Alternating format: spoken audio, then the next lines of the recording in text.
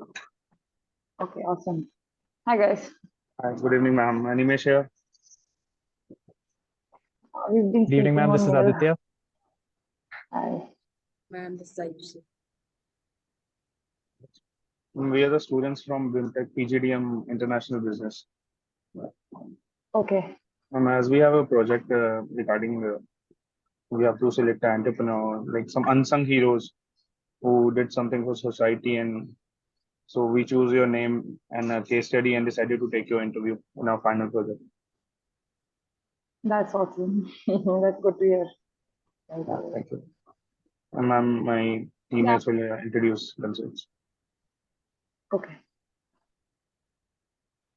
Ma'am, we're just waiting for two more of our teammates, if that's fine. Just a few Yeah, minutes. no problem. Okay. Just on. But I'll have to I think push off. Like, I have a meeting. We start around 4:45, so we can like right. stretch it till then. No, ma'am, we'll get it done by that. Yes. Okay. Yeah. Okay. So what is your subject? What you guys studying?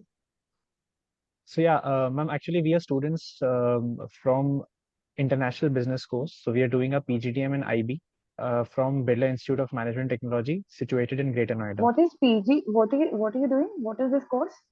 Postgraduate Diploma in Management, PGDM. In management. Achha. Okay. Yes. And our I don't specialization know would be in anything. Like after graduation, I'm just a little like, okay, there are more degrees. Actually, we were actually, that is the Oh. reason that, we wanted to know more about you, because we also created a project on you. Like, we were assigned a project in which we were supposed to find unsung heroes who did a lot of contribution towards the society. So we came across your like company, Earthling, first, and we were very fascinated. So later on, when we got this project that, you have to speak to an entrepreneur, we were very interested in speaking to you. We've also have prepared some questions, just as part of an like interaction with you. We even have a Initially, poster are with joining. the poster for the meeting, so we'll share with you afterwards.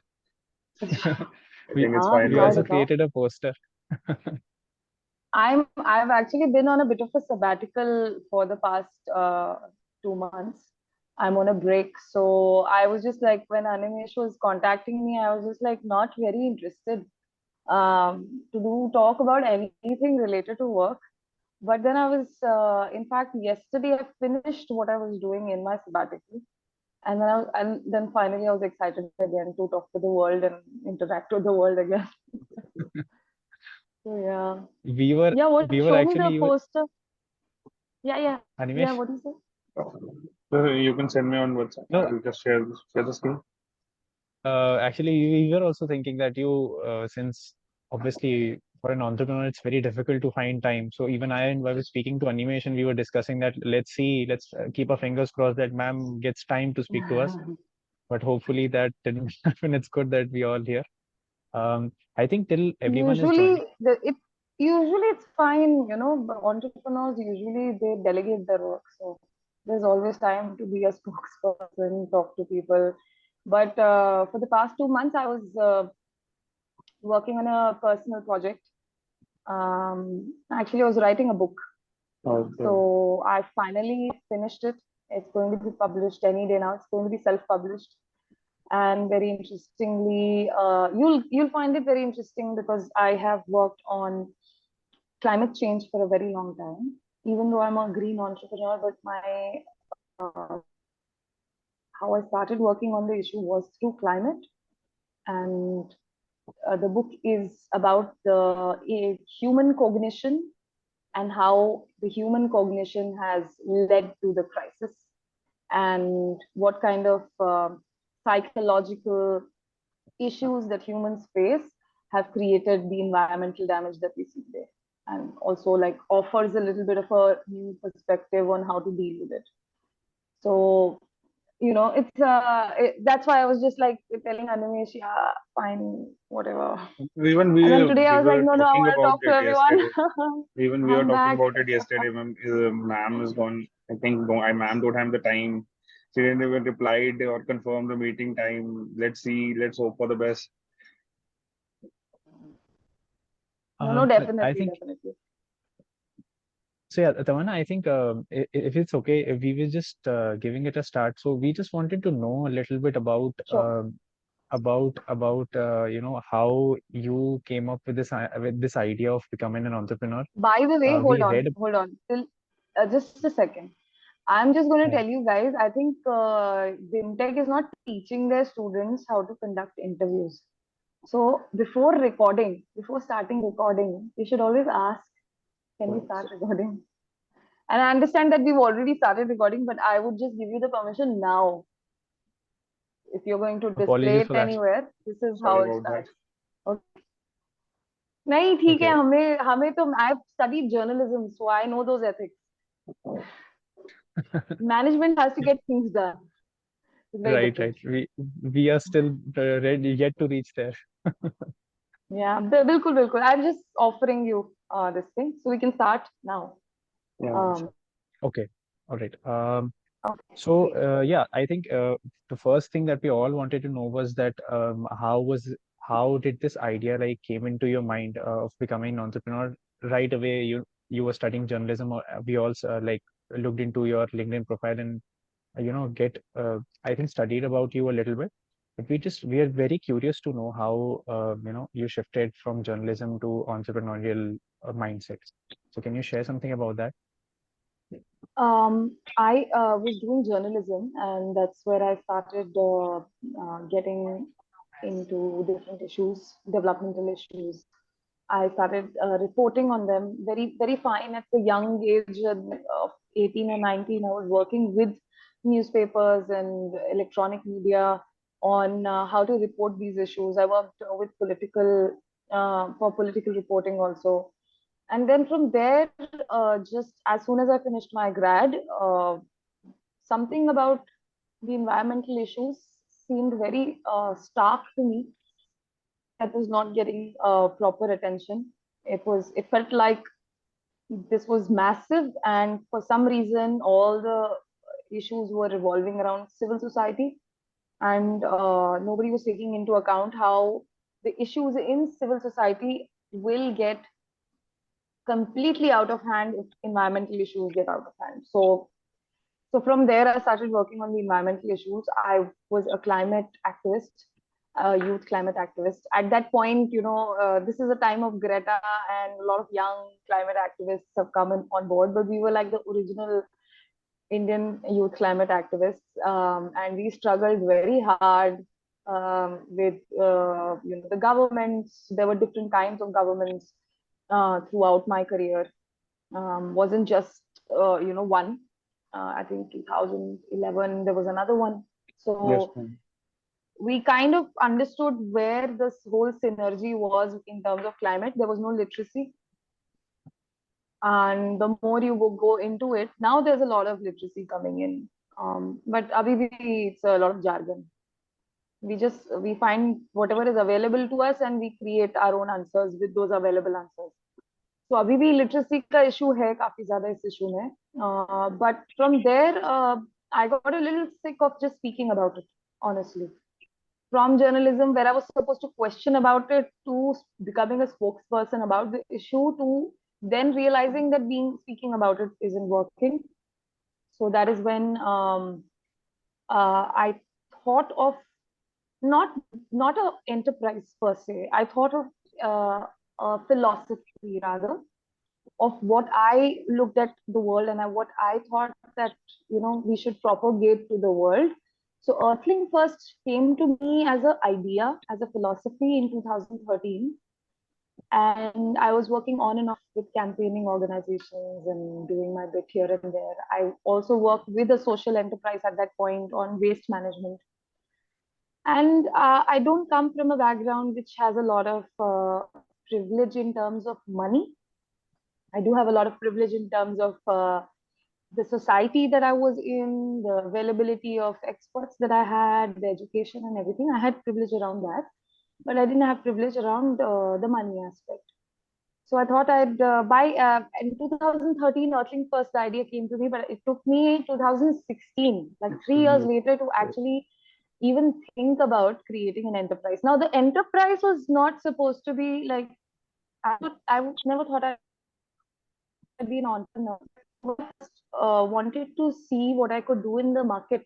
I've always believed that if you want to change something about the market, you have to be part of that market. An economy doesn't become circular just like that, just by pinpointing what is linear about it. So 2016, I started working on a few ideas. I had big plans. I thought I'd give sustainability consultancy to people. And then I started going to different people, telling them, you know what, I will help you out. And I will tell you what to do and what not to do. And then these people are like, but we never asked you for it, okay? But why would you do it? We pay you to come and tell us what our faults are? So I was like, okay, I need to backtrack this. This is not working out. And till that point, I had not registered the company also. I didn't know what it was going to become, but I had a name, I had an idea. And then I started looking for, I'd worked quite a bit on waste management. I still believe that there are so many kinds of services that can be created about waste management, but at that point, there were none. So in 16, I got my first client, and that was very simple because I tried to find out what was really missing out. What was the gap? Where can I provide a service? I wanted an in basically. So I got Maruti as my first client. They had an event and they wanted someone to take care of the garbage. Very simple. And I told them, you know what, I'll take care of your garbage, but I won't just do that. I'll also segregate it and I'll make sure it goes for disposal properly, scientifically. And I'll also give you a report. So, all these factors were basically, I was giving them a quality service. On top of that service, I was also giving them, 50% women participation in my workforce. On top of that, I was also giving them a report, quantifiable report, which they could use, anywhere. I told them I can't give you any certificates. I will not give you any certificates, but I'll give you the numbers. So they were very happy. And so Earthling first got registered as a company. It's still an OPC, by the way. It's not a private company. It's a one-person company. And the one-person company then escalated to pan-India service. The same clients that I had, they gave us more and more cities. It was really fun to go to every city. Eventually, in the second year, I had a small team of 5 people working with me throughout, and I had 40 to 50 temporary employees in every city in 22 cities across India. So this happened in a matter of 2 years, and I was there in every field visit. Eventually, it came to a point where we had to look for other people to come and do the field work. When we had simultaneous, for example, events happening, and it just became about events at one point, and we created a market for events. We kind of disrupted the whole linearity in events, and other event companies started asking us for consultancy. So my company, I had my operations person. He would tell me that, why are you giving them consultancy? You're telling them the whole, giving them the crack, the code. So I told him that, bro, it's not like that. I don't want to do events all my life. This is not what I'm here to do. I'm here to disrupt a market that was always the baseline. And to do a work in these many cities, to be able to create a very resource efficient budget for all cities. Like a lot of my competitors at that time, they missed out on their clients, and the clients would come to me because I was offering them a very resource friendly service, and I was still earning a very good margin. So it was about how much, what kind of a network you have eventually, how you're able to do things in a more in a jugaad manner. Frugal innovation comes handy, and it's also about building a trust with the client. So eventually SBI came on board, Radio Military came on board. They gave me all the pan India services. And I think we did that, and then we did a couple more things where we started. Now, we went from A to B. We went from B to A, where we, as in not I'm not talking about the B to B, B to C. What I'm trying to say is that initially I thought I'd do sustainability consultancy and then have waste management as part of it, because that wasn't really working out. So I had to start with waste management and then slowly rope in the same clients for sustainability. So then we started reducing their trash. We started working on alternative vendors for materials that were used in these events, and then events kind of became film productions. From there, it went to weddings also, and we kind of captured that market. And what we also did while we were doing this was creating a market of its own. Now we had more competitors. We had like from the blue ocean strategy, now it was turning into the red ocean strategy. And I was like, I think my job is done. I need to get out and do something else. And at the same time, pandemic happened. So 2020, the pandemic happened, and then I had to tell my team that what, there's not going to be any money coming in. So we have some from 2020. So we're going to pay salaries for 6 months, find your jobs, and get on with your lives. Thank you so much. So from there on, I started working on a new strategy. And this time, you must understand that the enterprise bit was always like a medium. It was not I didn't want to have like a 100 CR plus startup. Right, like The a idea revenue wasn't building that. company. Yeah. So even though I did try to see if I could fit in somewhere, but then it's a good learning that a service provider usually is not able to scale up as much as somebody who's creating a product. So if you have a product, it's much easier. I did see that happening with my vendors, that I was kind of pushing in the market. So I would actually guide these vendors into creating a product, and then I would push that product to the market. This was also happening on the side because Earthling first in itself was providing a service, and I myself individually could do consultancy work, and I also advise. So I knew what was required to scale up, but that wasn't really my interest. We built the market, we disrupted it, got competitors on board, and then I shush out. And the pandemic came, and then that's when I shifted focus to grassroots. Yeah. As you have worked All India Radio for 5 years, I have read in your LinkedIn profile. Even my father retired from the All India Radio organization. So it's my personal connect that Wow.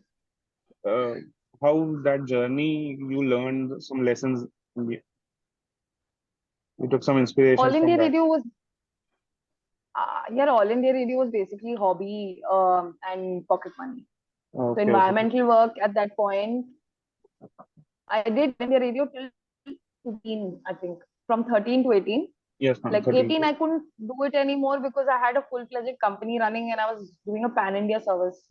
I did not have the time. I didn't have the time to go back to my own apartment in Delhi. So I gave up the apartment and started traveling full time. So 2013 to 18 is when I did the All India Radio. So I never used to get an income, right? Like from a lot of my projects. Because I have not done conventional learning and getting a degree. Because I didn't know which degree to take. I wanted to understand economics. I wanted to understand environmental economics. Then I also wanted to understand social psychology. I wanted to also understand supply chain and then environmental life cycle analysis. So there was no one course that was teaching any of that. So I had to learn on the job, and All India Radio was basically, I would do my work in the morning to evening, then go to All India Radio at night. So I used to do night shifts. Did it for about 4 5 years with the General Overseas Service. It's a broadcast that goes out of the country. So I was in the English panel, and it was fun. I got a lot of acidity because of it. Because when you're working in the night and then you're also working in the morning, you just one samosa a day. It just gets very Yes. unhealthy at one point. So, but it was really fun. I think all of this comes together now when I write, when I do public speaking, and when I work on that. So all of these things kind of come together, really help. Ma'am, I would like to ask that what were the challenges you faced while starting Earthling first, and how did you overcome that? Um, I didn't have challenges actually, because I didn't have any expectations. I was just charting my own way, and I knew there was no money. So when you like, that जेब में पैसा नहीं है, तो क्या करना है? तो अच्छा ठीक है, इससे शुरू करते हैं, तो फिर इसको बचा लेते हैं, यहाँ पे ये कर लेते हैं. So it's just thankfully there was only a small team, so salary का फंडा नहीं था इतना starting में. When the salary bit came, only when I got like a lot of clients on board, no, that's when I started getting people on salary. And then all my projects will be like, the temporary employees were getting paid by the project. So I otherwise used to get really tense about, like, I wanted to pay people if I'm telling people. And I never used to take volunteers also. So I started taking volunteers in the beginning, and I realized they're a big headache, because either I can do my job or teach you. And then if I'm teaching you also, and then also you're not doing the job, then I might as well pay someone to come and do the work. It's just easier. Like, an entrepreneur should always think of not getting things done for free, but rather getting them done, just getting them done. That's like the as a director of the company, that's what used to come in my mind. So there were what challenges? Challenges were all obviously like creating a clientele, pushing an unconventional idea on board. अब सब green event कर रहे हैं, अब सबको sustainability दिख रहा है, अब सब क्लाइमेट के बारे में भी बात कर रहे हैं.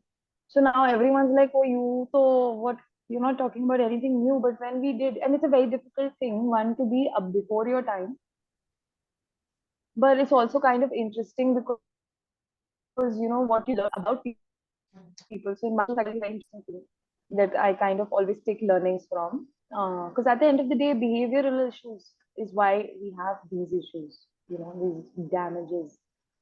So yeah, if you have any specific challenge, then maybe I can address that. If you have any specific challenges, then maybe I can address those.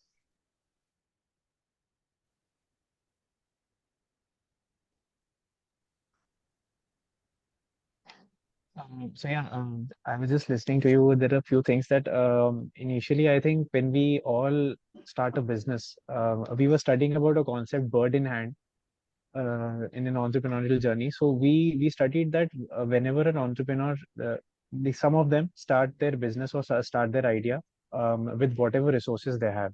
So we were also very keen to know that initially when you also mentioned that you did not have that much money. So like getting directly into what you love to do, was that internally, was that okay for you, or you were like very tensed at some point in time that you took a wrong turn or something like that, or you were always very comfortable with what you like to do, something like that? Are you getting what I'm trying to ask? Has it ever Um, bothered you, like? yeah, so many times, every day sometimes. I took like a massive break in 2014. Um, the election result had just come, and I was just rejected. And I was just like, is this happening? And now that I realize, yeah, I'm like, everyone is the same. The environmentalists literally never get the stage till now. No matter where you are on an election political front. Now, anyway, at least environmental issues are right in everybody's face. Everyone knew Shimla is a pack of cards. Now it's falling. So I've made, definitely, like, there was one point where I was just like, why am I doing this? For whom? Because it was also sometimes the people itself who would just make you feel like, this is not worth it. I think everyone should just kind of have it their own way, let the world die, whatever. So these were moments. There were moments like that, but there's also always also intrinsic human nature to find joy in things, and to be able to keep going back. We have that kind of a tendency. So there are many times where I've thought, कि क्या यार क्यों? But when Earthling first was started, I had like 30 grand, 30,000. The first event that I did, I quoted 45,000 to the client. I spent 30,000, which was in my pocket to get the service done. 15,000 भी देना है. So the next time also, again, I quoted something like that. So now that 15 became 30. 5, 10 minus, whatever, and my colleagues, food and whatever. Then like that, we built it. And then when we started getting bulk work, that's when it changed. And when it's very interesting, uh, even as a service, even as an unconventional service, the moment you can like narrow it down completely, that this is what I'm going to provide to you, not like beat around the bush or tell people कि मैं ये भी कर दूंगा वो कर उनको point two point बताओ कि आपका ये काम नहीं हो रहा है ये मैं करूँ because the client does not care, he has 100 other things to do, he doesn't want to take your gyan, he doesn't want all of that. If the numbers are helping him, he'll take the numbers from. There was a client I remember once who had called me and said, you know what, the numbers are not looking good. I said, so I'm sorry, I can't really do anything about the numbers because I told you not to do certain things. I told you, for example, I told this particular client not to get yoga bars for the marathon. I said, this is just gonna be the multi-layer plastic which doesn't go anywhere. And you're doing this in a city where there is no disposability. Obviously, the amount of waste that was being given to the disposability or this thing, that particular one went into the landfill section. And from what they used to be a 90%er, they dropped down to 60% like this. So a lot of times they would say, can something happen about the numbers? I said, no, you know what? I never give out my client reports to anyone. I said, this is for your perusal. You have to say what is wrong. So, at one point I told the client also, listen, I can't do your work because you're not ready to learn. I'm not your garbage girl. And I've been picking your garbage, but I'm doing that in a hope that you will overcome, if you get a hand. So I remember taking like one client off the list. It's a big paying client. My team wasn't happy. Also, just wanted to know one more thing that initially when you started, like you would need a mentor initially when you start these kind of things. So did you have a mentor or there was someone like a teacher or some person who was your go-to when you had some problems or something? You did everything by yourself. Yeah. For work, I think I've never had a mentor. But I've had mentors, like in a lot of people. There are professors, there are friends, there are parents, there are, you know, people you randomly meet on the street can kind of give you some knowledge. I've never been about one person or, especially with Earthling first, I would go to people for advice on the business bit, on how to say, go to an operations person to understand maybe, how to get this operations bit done a little easier. But other than that, there was never a mentor because I'm telling you, this whole situation, Earthling first, creating it, it was a new philosophy that I was coming up with myself. Now, we don't have philosophers, if you realize, in this world. We think that philosophy went back with the Greeks. And if there is a mentor that I could put into, I think Stoicism is a very good philosophy to look to whenever you're in a doubt, if you have a problem, if you don't understand like work-wise what to do, if you need clarity. Stoicism has been a very interesting part of my life very recently, and it's very practical. So that if you can say Socrates is my mentor, then I can say that also. But other than that, not nobody in particular. Nobody and everybody. I see more people are here. If you guys Yes. also have any questions, because I Good think evening, ma'am. we're already at 10 minutes, I can take. Good evening, ma'am. Yes. So, like I have also studied an NGO like 3 years back, Doggy Done. We feed dogs on daily basis. So Wow. like, in that also yeah, when it's starting like that also, we feel that sometimes we feel demotivated. Like, other people don't support and like is that same with you also like I think What do you think? What's the question? like in the starting sometimes we we feel demotivated like other people don't praise us or like support us. So like is Oh, that the same with you also? I'm just going to give you again a stoicism का ही एक philosophy है. मैं को दे रही थी. The other day she's crying about something, and I said, listen, in life, whenever you have like you're getting appreciated. First of all, like validation is external. Your motivation is personal. So what is in your control?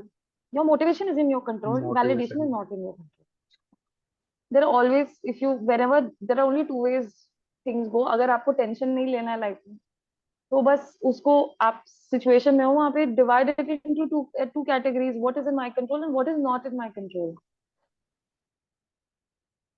And when you know this is not in my control, which can also be outcomes. Arrow, you leave an arrow that is in your control, where it's hitting is not in your control. Right?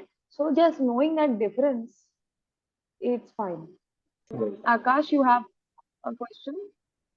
Yes, ma'am. First of all, thank you so much, ma'am, for giving your time to us and sharing your experience and skills with us.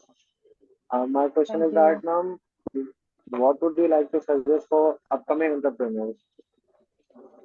But again, what kind of like, because I'm through and through a green entrepreneur. So do you want to understand Regarding from that perspective? regarding any field, ma'am, like you have worked with All India Radio and the past experience that you might be having regarding that. Okay. Um, All India Radio is just like a it's not an enterprise, no, Prasar Bharati took over. So, very different ball game altogether. It's more skill based. Working as a presenter is more skill based. I think any entrepreneur, I would still talk about sustainability and the green bit. So, as a green entrepreneur, I'm providing the service in a sustainable manner, um, and a sustainable service in a product. But any entrepreneur can actually add sustainability. They do. They think about their finances. They're thinking about sustainability. How do I sustain for a longer period? Now, similarly, there is not even one. I think maybe except for oil, coal, and petroleum, and you know, every other company entrepreneur working on these lines can think of sustainability, like integrating sustainability. They can think of sustainability in terms of how to bring more value of the product instead of making it single use or like cheap. Even if it's cheap, at least the aspects of it should be efficient. For example, so sustainability is about getting the efficiency bit in, and entrepreneurs, um, at least make in India, I believe. So when there was a whole debate about Chinese products versus make in India, even though it's like we want to create all the products now in India, all the MSME schemes are saying that we want to create all the products in India. But I think that is where our chance is to integrate some of our traditional wisdom and knowledge, take those bits and integrate it to modern technology. So I'll tell you, there's a very interesting solar designer, Marjan. She's from Paris. and she designs like solar panels for a greenhouse. So they harvest food and electricity from solar. So these kind of interesting things. I think entrepreneurs. It's a good thing that we don't have that startup generation long ago. Now it's come now when most businesses are set. So all the entrepreneurs are looking for what else can I do, like that kind of thing. So sustainability can be integrated no matter what you do. Obviously, that shouldn't be how you should start a business, but definitely how you should think long term. Again, instant gratification, bad idea. Take your investment right now and then burn it is anyway a bad idea. So, yeah. I think I'm supposed to leave now. Okay. Yeah. So, No problems. Tamanna, I think that was a very good session from you. I think we all had our questions and we asked. Thank you so much for giving us time. Probably a few of us are also thinking of becoming an entrepreneur probably after 2 years of our journey. We'll be looking forward to that and some of the lessons that I think we've learned from your experiences, what you have done. We'll be, inculcating some of them in our own lives also. So on that note, I think thank you very much for your time. Thank you, ma'am. Okay, and Thank you, also ma'am. I think I would love to stay in touch with you guys because I'm currently like moving some of my work towards education as well. So it's going to be a mix of green entrepreneurship. It's going to be about educating community work. It's about mixing and matching these things. Plus, my book is coming out. So be in touch with me on LinkedIn.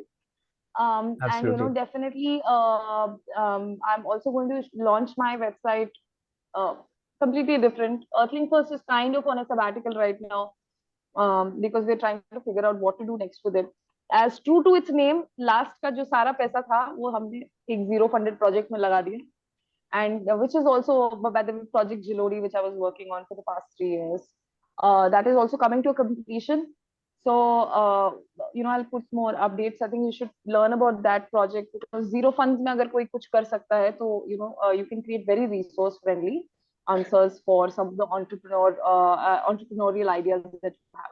आप resource Yes. कम करोगे तो आप जितना भी charge करोगे ना, you'll always be in a margin, and you don't really have to bust everyone, make it niche and all of that. So I think the idea is that, and I hope to stay in touch with all of you. Sure, ma'am. Definitely, ma'am. I'll be there. Sure. Okay, bye. Okay, ma'am. Thank you. Bye bye. Bye. Thank you so Thank much. you. Bye.